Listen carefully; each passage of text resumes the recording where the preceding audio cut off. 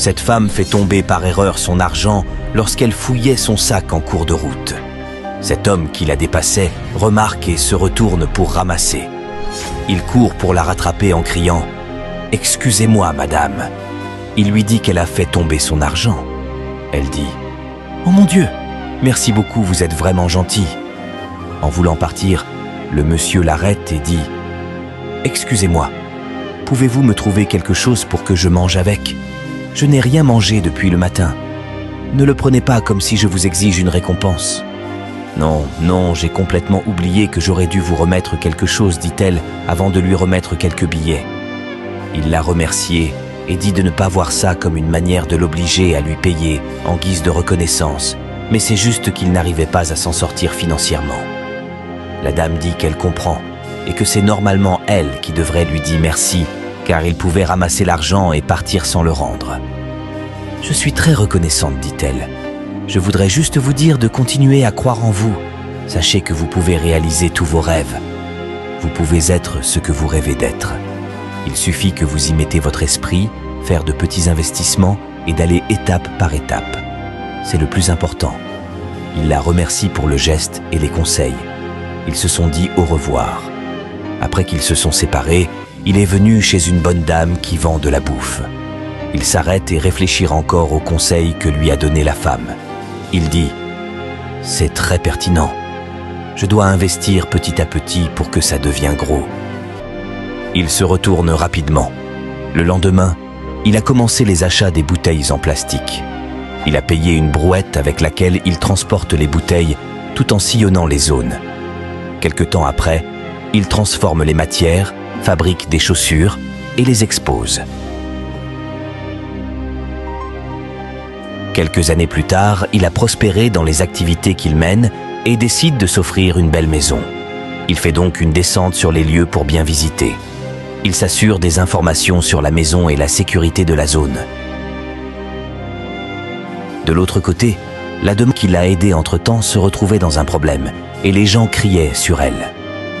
Pendant qu'il rentrait après la visite de la maison, il tomba sur l'affaire et dit à son ami qu'il avait l'impression de connaître la dame. Il arrête la voiture et sort en courant, met en favori et partage. Il vient et commence à les calmer. Ils étaient tous en colère contre la femme. Ils criaient sur elle. Les deux messieurs demandent à comprendre ce qu'elle a fait. La fille dit qu'elle a volé son pain lorsqu'elle vendait à un client. Elle criait sur la femme. Le monsieur était dépassé par la situation. Il dit à l'ami « C'est pas possible, je connais cette femme. »« Tu la connais ?» demande l'ami. Il demande à la femme si elle se souvient de lui. « Non, dit-elle. Je connais cette femme. Cette femme est la raison pour laquelle je suis là où je suis aujourd'hui. » « Vraiment ? Comment se fait-il ? Cette vie est un mystère. »« Madame, pouvez-vous vous souvenir de moi ? Arrêtez s'il vous plaît, je ne me souviens de rien. J'avais juste faim, dit-elle. Il demande aux gens d'arrêter de l'emmerder et court vers son véhicule pour aller prendre d'argent et payer la vendeuse du pain. Il dit à la dame de ne plus pleurer. Vous dites que vous ne pouvez plus vous souvenir de moi. Vous vous souvenez du jeune homme qui vous a aidé à ramasser votre argent il y a quelques années et vous a demandé quelque chose à manger avec et vous lui aviez donné quelques billets. Vous vous souvenez maintenant ?